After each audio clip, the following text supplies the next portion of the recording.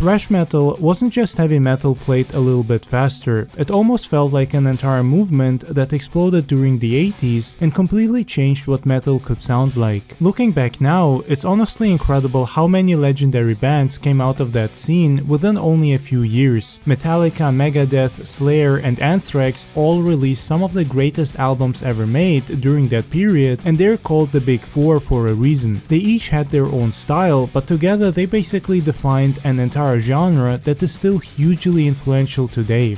Right now, we're going to show you the most famous teeth in rock and roll. Right here, see it?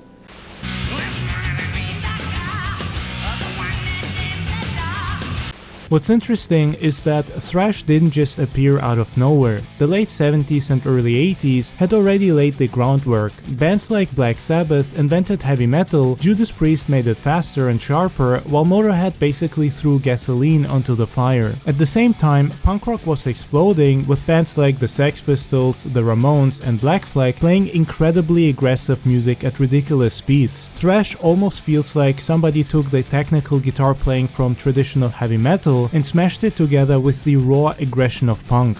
Alright, seek and destroy!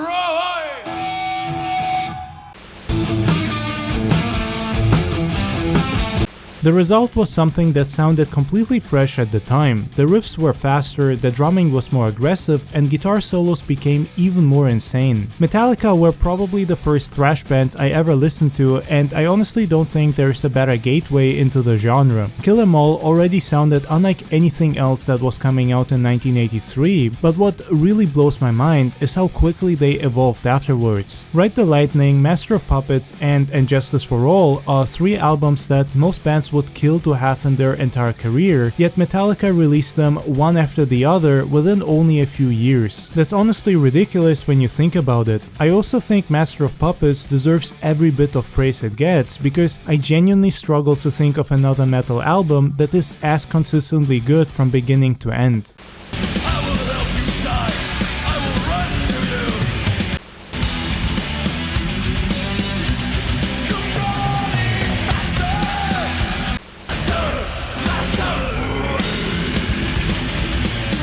Of course, none of that would have happened without Dave Mustaine, and that's where the story gets even more interesting. After getting kicked out of Metallica, he could have disappeared completely, but instead he formed Megadeth and somehow created one of the greatest thrash bands of all time. Looking back now, it's almost funny that one argument on a tour bus ended up giving us two legendary bands instead of one. I always liked how different Megadeth sounded compared to Metallica. Dave's guitar playing was much more technical, the songs often had these weird structures that kept changing direction, and his voice was, well, definitely an acquired taste. I know a lot of people can't stand it, but after listening to Megadeth for years, I honestly can't imagine anyone else singing those songs.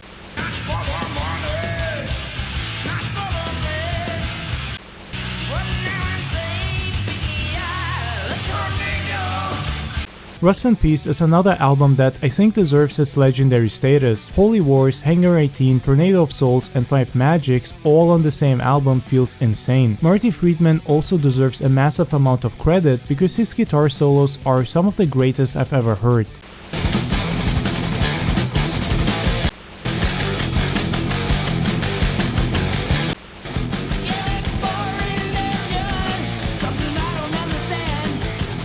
I came out alright, I'm still alive, no one shot me, and I'm still here. So you go along with our motto of rape, pillage, and then employ then, right? Yeah, basically, you know, because I can't afford my own drinks.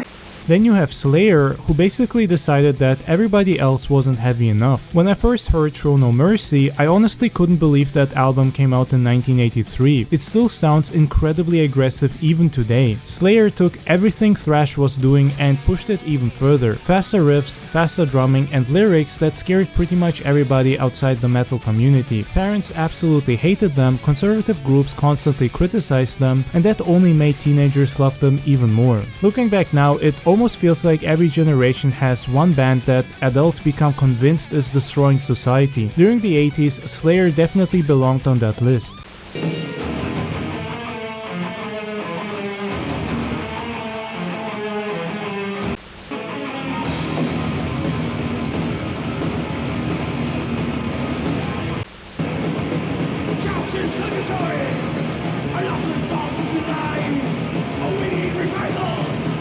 No, but we're getting accepted.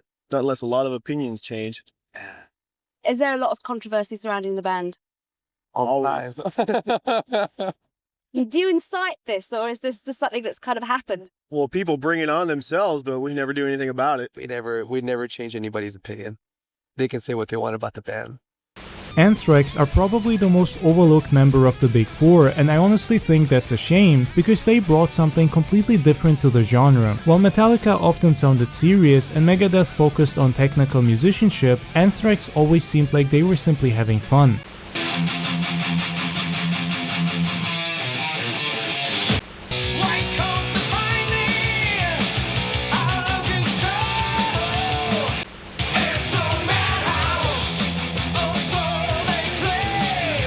They had this sense of humor that was pretty unusual for thrash metal, and I always liked that about them. Songs like Madhouse and Caught in a Mosh still sound just as energetic today as they did back then. They also ended up collaborating with Public Enemy years before rap and metal crossovers became a thing, which was a pretty bold move at the time.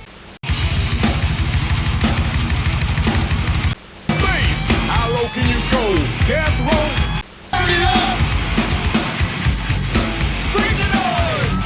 The funny thing is that the Big Four were only the beginning. Testament released incredible albums like The New Order or Practice What You Preach. Exodus gave us Bounded by Blood, which is still one of the greatest thrash albums ever made. Overkill, Death Angel, Creator, Sodom and Destruction were all putting out fantastic records throughout the 80s as well. Germany especially had an unbelievably strong thrash scene that often sounded even more aggressive than the American bands.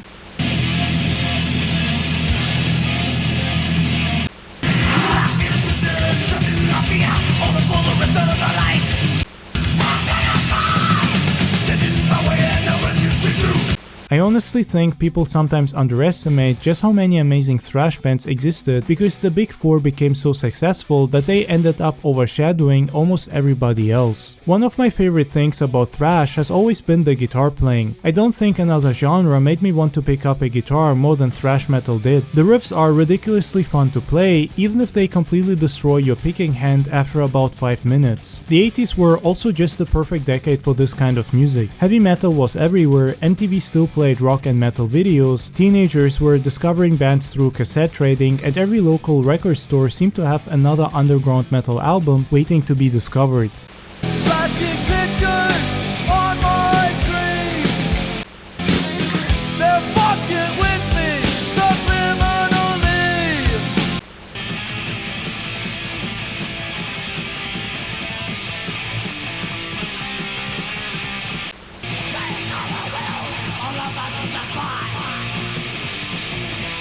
I miss that era even though I wasn't around to fully experience it. Watching old VHS recordings of concerts from the 80s always gives me that same cozy feeling. The picture quality is rough, the colors are faded, and the crowd always somehow looks twice as wild as modern audiences. Maybe that's just nostalgia talking again, but those old performances have a completely different atmosphere. And tonight we're hosting the Headbangers Ball here in New York and at your house. And right now we've got some videos coming up, actually in a little while, from our good buddies in Overkill who are out on tour with us right now, terrorizing America. And also a Whitesnake video, but right now... We can't say anything about how we feel, so we thought we'd just show you. Yeah, so we're going to take a commercial right now, okay? Be back in a bit. Bye!